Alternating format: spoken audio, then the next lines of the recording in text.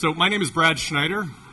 I'm the CEO of a company called NOMAD Data, and I am honored to be able to talk to you about one of the most exciting topics in computer science, in analytics, and data science, which is artificial intelligence.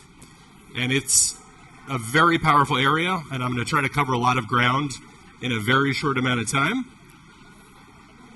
Probably leave about 10 minutes at the end for questions. This session is being recorded, so you can get these slides afterwards, and you can get a copy of this talk. So I like to start these things out and just talk about why this is so important. I'm a computer scientist by training. I studied artificial intelligence, I'm not going to tell you how long ago because I don't want to date myself, but a long time ago. And it has made enormous leaps, even in the last 6 months. We evaluated artificial intelligence for a variety of applications within our suite of products, and most of the technology fell short up until probably February or March of this year. And the thing that's so powerful about it is it essentially gives you the ability to put a human level intelligence into a process and do it at the speed of computing. And the closest things that have existed to this previously, which some of you may or may not have heard of, were things like Amazon Mechanical Turk. The idea that I could feed a task into a queue, and a human would actually pick up that task, look at the instructions, and perform whatever action that I had requested. The problem with that, it was extremely unreliable. It took a very long amount of time. There weren't enough workers. But what this new technology, and when I refer to AI, I'm mostly talking about LLMs, GPT-3, GPT-4, which are some of the newer models. But they basically allow you to do that at the speed of computing. I can basically teach an algorithm how to perform one of almost an infinite number of tasks and assign tasks and have them completed typically in fractions of a second to a few seconds. And so the really hard part about this is really imagining how to transform whatever industry that you're in. It makes a lot of previously unsolvable problems in computing solvable. There were a lot of things that only a human could do. If any of you have coded, it's a lot of work to try to break down a complex problem into code and have that code solve the problem. But I can explain to a person pretty simply what I need done, and now all of a sudden I have an ability to allow computers to perform those types of tasks. And so, not to go too far into my background, but I used to be an investor in technology, and part of my job was to evaluate major changes in technology and how they would impact different sectors and different companies. And at least in my lifetime, this is one of the greatest changes I've ever seen. And happy to talk about that more in a little bit, but what this is doing, it's basically making any product that existed prior to 6 months ago obsolete. Now, all the companies that have products will race to try to improve them, try to add these features, but it does create a lot of change. And normally when we see this type of change, it's in one sector, it's in one company, it's in one geography. But this change is happening across every geography, happening across every sector. And the other big difference of this AI revolution versus, talk about the semiconductor, talk about internet, talk about cell phones, other sort of revolutions in technology, is that they all happened very slowly. Even though they seemed fast, the internet really took a decade, 2 decades to really accelerate. Semiconductor, 15, 20, 30 years. This technology, I don't want to say it appeared because there's been a lot of build up to this moment, but to the point where it became really feasible to do very powerful things. It takes, in some cases, a day to completely change a product, to build a completely new product. That was not possible before. And so regardless of what your jobs are, it is an area that you do need to pay attention to. So I'm going to go through my background just to give you the context before I talk. I'm going to tell you a little bit about what our company does, but the goal of this presentation is to go through some actual real-world use cases. And there are so many, so I've narrowed in on a few. We've probably built about 10 different products around this technology, but happy to answer questions about others. Even at dinner last night, people came up with 3 new ideas that you could build industries around enabled by this technology. So this is a data conference, so here's a little bit of data about me. I'm a computer scientist by training from MIT. I've started a couple different software companies and spent a good portion of my career as an investor in mostly software and hardware companies. And just to give you context on why any of this matters to what we're doing, I'm going to give you a little background on what NOMAD Data does. So we started really as a natural language company. We built a data marketplace that rather than a list of data sets, if you needed to find weather data or consumer data or industry data, we allowed people just to freely describe in natural language, here's what I'm looking for. I need data to do this. I need it on this geography. And so it was extremely unstructured. And so we have a marketplace that matches those textual requests to thousands and thousands of data vendors. And then on top of that, we also have what's basically a vendor management, knowledge management system where people can upload documents about the data they purchase. They can upload, marketing materials. They can log information on how they're using products. And I mention this because it's all textual data. And so because everything that we do is text, this has been an extremely powerful tool for us to basically bring our product to life. But it's just as equally possible to bring whatever products you're working on to life, whatever analyses you're working on. Even simple things in your daily life can be automated, whether it's sales, marketing. So I'm going to go through some of the more interesting use cases that we found. I'm going to kind of start out on the raw data side because this is a data conference and the input to anything analytics is data. So how can we use artificial intelligence to improve the quality of data that we're receiving and ultimately acting on? So this is a quick list of what I'm going to go through. So one of the struggles that we had, and any company that allows people to type in text into an application, into a loan process, into a banking application, the issue that everybody has is the quality of data is very low. People are terrible at reading instructions, and what you get are answers that are all over the place to what seem like very straightforward questions. And that has always been a problem. Anybody that's worked in data knows it's garbage in, garbage out, and there's a lot of garbage. And so one of the most powerful things that we started using these LLM, this AI technology to do is basically proofread the text that people give us. You can essentially define a prompt. So a prompt is a set of instructions you give to the AI to tell it how to analyze a piece of text. And it's very similar to how you would teach a person whose job it was to evaluate that text. And so, one of the areas that we use it, for example, when someone creates a search, I'm looking for a very specific kind of data. I need, registration of boating licenses in Canada monthly. If they were nice enough to explain it that clearly, the system will just say, great job. But we have about 2 pages worth of instructions on what is a good request, what is a bad request, what are common mistakes people make, how should you explain these problems to people. And these are instructions literally exactly like you would give to a person. You are now giving to a computer, and then with every piece of information coming into the system, you show it to that prompt, to that AI, to say, hey, did this person actually do a good job? Is this correct? And if it is not, you then basically send that back to the user until the data is good. And so we're using that basically anywhere that we allow a user to type something in, we want it proofread, which increases the quality of data going into the system. Another issue among systems that take in data from people is that you might have question 1 answered in one way, and question 2, if you actually read it, doesn't agree with their answer in question 1. This is a common issue in, loan application, for example. Are you employed? No. Where do you work? Well, I work at, XYZ restaurant. Well, that doesn't really make sense. But before now, there wasn't really an easy way to look across a big corpus of text and say, does this make sense? And so we've built prompts to basically look at multiple fields. And one of the criteria is, are these things congruent? Are they matching in what they're talking about? And that's a very powerful idea, again, to make sure the data that we're putting into any analysis is accurate. So another issue is that a lot of the world's data, a lot of the things you want to perform analytics on, they're in documents, they're in PDFs, they're in Word documents. So how do you perform any analytics on that? And so we've made prompts that literally we will feed it a document, and we will say, we want you to extract the payment terms.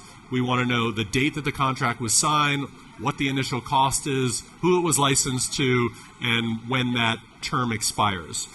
And literally we ask it to output in either a CSV, in a structured JSON, or some other data format, and we can then put that into another system to get it ready for the kind of analytics that I imagine a decent number of you do. And so now to kind of talk about sort of heavier LLM applications and sort of the ways that we've got about building them. So back to this idea of unstructured documents. Again, most of the world's data is in these documents, contracts, marketing materials. And so we wanted to build an engine where a user could access all of that just by describing what they needed from those documents. So for example, if you have 1,000 do not NDAs, let's say, non-disclosure agreements, you want to know, well, which ones are subject to termination if we get acquired. You don't want to read over those 1,000 documents. So we wanted to make an engine that could read over those 1,000 documents. And so, at a very high level, we wanted an AI to basically be able to help with that. And so what we had to do was break that problem down. We could feed a document into an AI model and ask it to pull something out. But one of the biggest issues in scaling any of this AI is that you don't have unlimited access to it. I can't send 1,000 documents into an AI unless I build it from scratch, because a lot of these things are very expensive. They're heavily rate limited. So you need to figure out how to break these documents into little pieces and only send the correct pieces in. And so we built an application where you describe what you're looking for. It basically searches using an approach called vectorization, where we look for chunks of text across 1, 10, 1,000 documents that are similar, and then we put just the relevant pieces of information into the algorithm. So it maybe has all the terms about cancellation, about acquisition, just enough that it needs to answer the question. And so doing this, we're able to build a fairly complex system, whether it's legal documents, whether it's private equity deal documents, whether it's data purchase contracts or some other types of contracts. So another area that we always felt like we couldn't really see into was when humans are actually talking to one another. So when a customer of yours is talking to a customer service rep, in our marketplace, we have buyers and sellers discussing things. And it was very hard for analytics to go in and really understand what was happening. And so we wanted to use the AI to add structure to that. And one of the key features we wanted to add, even on the simple side, was just to be able to look at a conversation between two people and figure out, is an answer expected from one of them? Should we send them a reminder that they haven't responded? And that's actually a very hard thing to do prior to this AI. It's very hard to point a computer to a string of text from two people and figure out, other than does a question mark exist or not, maybe it's rhetorical, maybe it isn't, whether someone actually is expected to respond. And so we were able to look at using the AI and feeding in the conversations and literally asking it, is a response expected from anybody? And if so, from whom? And then we use that to trigger a process to actually remind the user. But that could just as easily be used in customer service. Let's say you're worried about your customer service reps, making the customer unhappy. It's very simple to define a set of rules about what things you want to know about the conversation. So now instead of just a heap of textual data on conversations, you can actually classify those. You can look for specific problems or disagreements. And then once that's structured, you can produce some pretty interesting insights on what's actually going on with your customers. Although I use this last, this is actually one of people's favorites, which is leads. People have been buying data for lead generation for decades, right? We want to send the right message to the right customer at the right time. But how do you find the right customer? Really the state of the art up until a few months ago was I would use an engine like a Zoom Info or an Apollo or a Seamless or many other applications. I would say I want to target data analysts. But the problem is a lot of people would get picked up by that search. Data analyst recruiter, data analyst trainer, other things that I didn't even imagine that have nothing to do with who my target audience is. And it was very difficult to weed them out. We would literally go through person by person to try to figure out if this was someone we should contact. and that doesn't really scale. And the beauty about AI is you can teach it. You can say, this is the kind of person that we sell to. They have this type of role, they work at this type of company, they've had, roughly this type of a history, and you can be extremely specific. And then what you do is you present each person to the AI, and you say, is this someone that meets these set of criteria? And that sort of interacts. I know that the title has to do with external data, but that's an important area where external data comes into play, is we can actually now procure data sets, literally a scrape on everyone's LinkedIn resume, every place you've ever worked, every job you've ever had, every school you've gone to, every course you've taken on LinkedIn. So it's a very rich set of data, but really previous to a few months ago, it was almost impossible to do that. And you can just as easily do this with companies as you can with people. You can just as easily use it for hiring. Let's say you want a very specific type of person that needs a very specific skill set that I can't define with a set of filters. This type of an approach where you tell the AI, here, literally in plain English, here's exactly what we're looking for, and just presenting it with tens, hundreds, or thousands of people, it does a pretty remarkable job at showing you exactly what you're looking for. So, when we talk about very powerful applications that this AI enables, probably the one that comes to mind in this realm is self-serve analytics. If any of you have used any sort of visualization tool, you know that to go from a raw SQL table or a CSV file into a very specific graph is hugely complex. You have to be a wizard at whatever tool you're using. You have to be a wizard at SQL and data aggregation. But these tools can literally turn text information into code. I could literally create a bot where I chain these instructions or these prompts together and say, here is my database, here is the thing I am trying to answer, create a set of SQL statements that will answer that question. I can then take all of that data and then present it back to the AI and say, now aggregate it in a way that will show me the graph that I want to see, and then you feed it into these tools, which I would be shocked if in the next 6 months don't also take these prompts and just produce whatever graph you need. This, at least when I was doing data analysis, it could take hours, days, weeks to produce a very custom analysis. Now we're talking about something in the near future, if not today, we're talking about seconds to get access to any data at your firm or even potentially outside of your firm. And a lot of this is powered by the ability of these models to produce code. They've been trained on basically all the world's public code, whether it's SQL, Node, Python, C. It does an amazing job, if you do a good job explaining what you're trying to do, of turning that into code. So even if you're not a coder, you can go from a clear instruction into a SQL statement that you can execute. And I've programmed in SQL for decades, and I probably couldn't come up with that one. It's pretty darn complicated. So when it comes to a lot of these use cases, it really comes down to having data. So you need high quality data that you can have the AI act on, whether that's data that you have internally, whether it's data you're buying, and you also need to have a clear set of instructions. Training AI, I've trained a lot of people, and the process is actually quite similar. One of the biggest challenges is trying to articulate to someone that doesn't know anything about how to perform a task all the different steps involved to complete that task. Literally the same is true of AI. I found the most effective techniques literally give a numbered list of step 1, write this SQL statement. Step 2, take the results and do this. Step 3, and as long as it's well explained, it will do exactly those things. So these are just a little bit of a tease of some of the things that are possible. I'm happy to kind of dive in. We've probably explored 100 different use cases for this technology. We've built 10 fully functioning products based on it.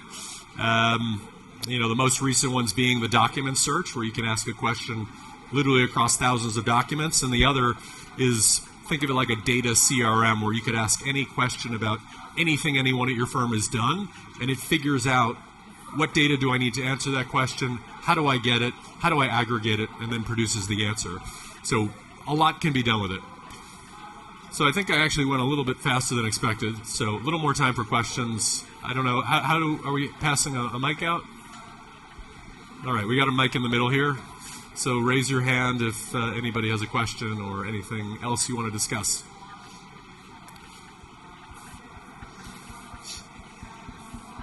Don't all jump at once. Got a question up here?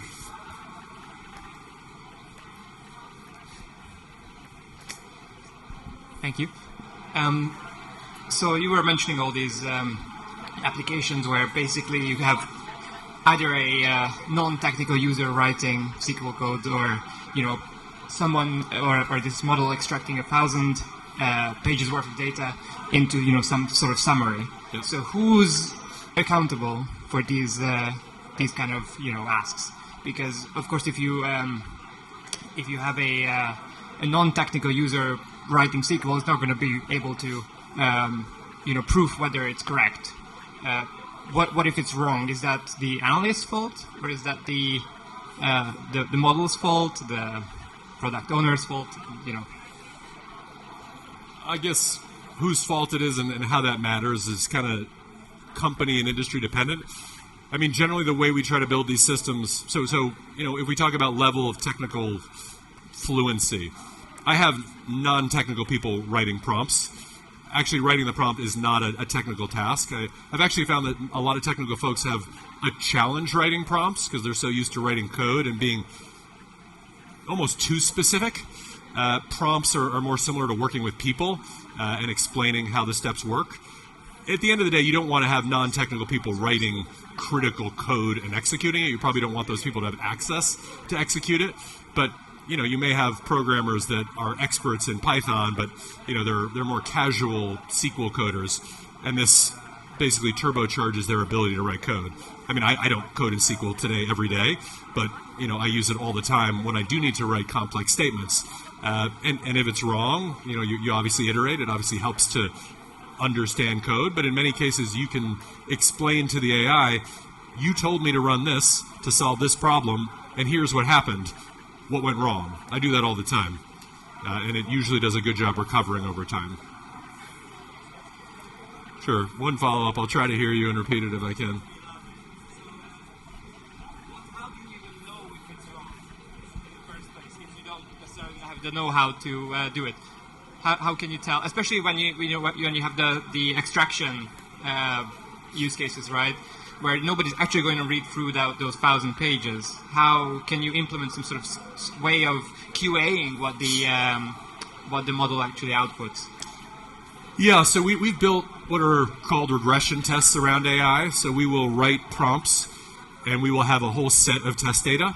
And so we've produced a system where we have multiple copies of prompts because we want to see, does this prompt improve the output or not? So you do have to have some human testing, and so we've built some of our own test harnesses where basically we have, let's say, 1,000 data points across 3 different variables, and we'll have multiple prompts that take in those variables, and so we'll execute multiple prompts against all the data, and then we'll have a known true value, and we'll compare it against. Because what often happens in practice is you'll find an example where it doesn't work, right? And it's important to remember, these algorithms are not too dissimilar from humans. Humans make mistakes all the time. You ask a human a question, they will hallucinate an answer for you gladly in many cases. I've interviewed plenty of people that have an answer for things they know nothing about. And you have to remember that that's how these things work. You can't trust that it will be 100% accurate, but you have to basically engineer your way around that. I mean, we've built whole companies with people making stuff up all the time, and the world has yet to collapse. So as long as you treat it in that light, you're going to have a better outcome.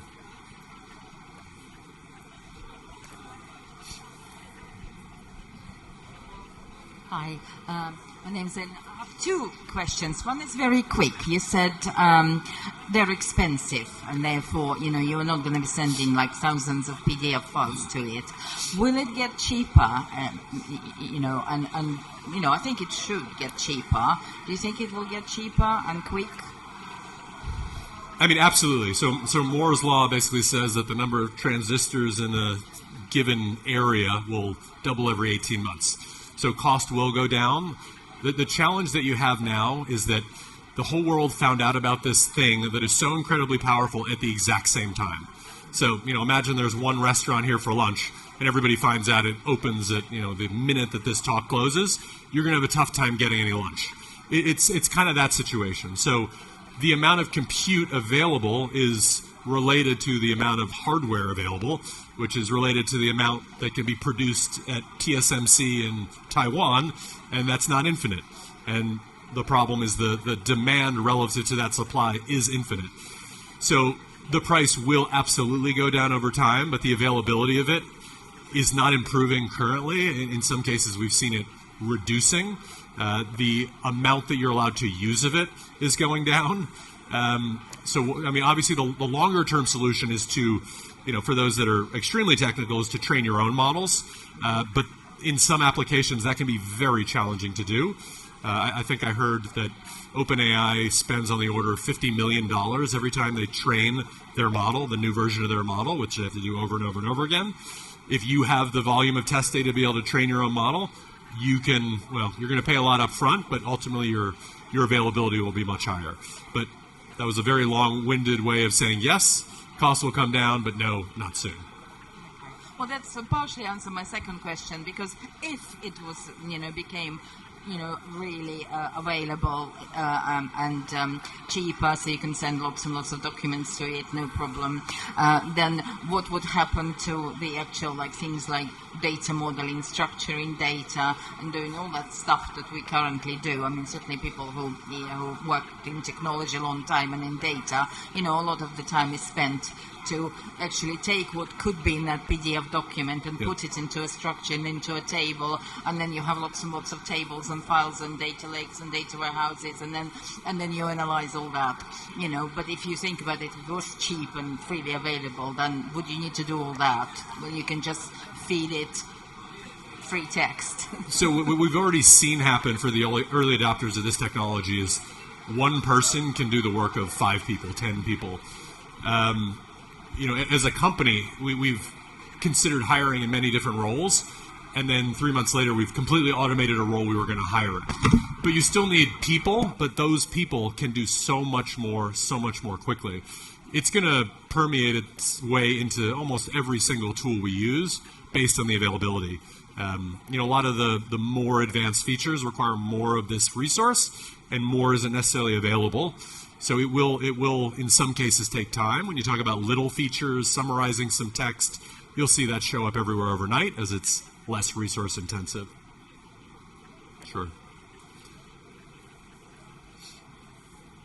Got one more question in the back. Hi. So something that kind of comes with every AI model, I suppose, is explainability.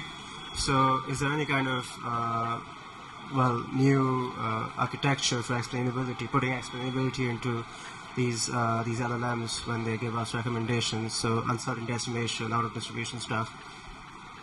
I'm sorry, could you speak in closer to the mic?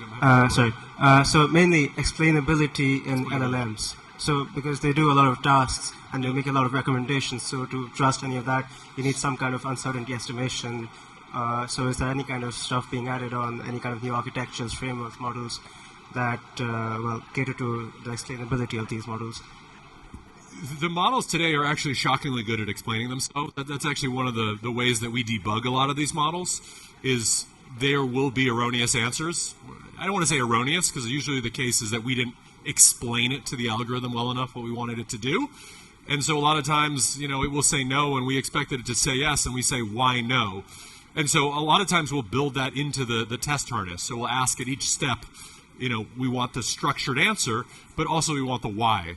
And it does a very good job of explaining where it's coming up with that, what it looked for in the text, and that actually guides us to update the instruction set. It didn't know that I only wanted it to look at what I showed it. It's also looking at some other things that I didn't even realize it knew about. So tell it, okay, only focus on the text that I give you, for example. And we figured that out because it told us. So it actually, at least on GPT-4, explainability is surprisingly high.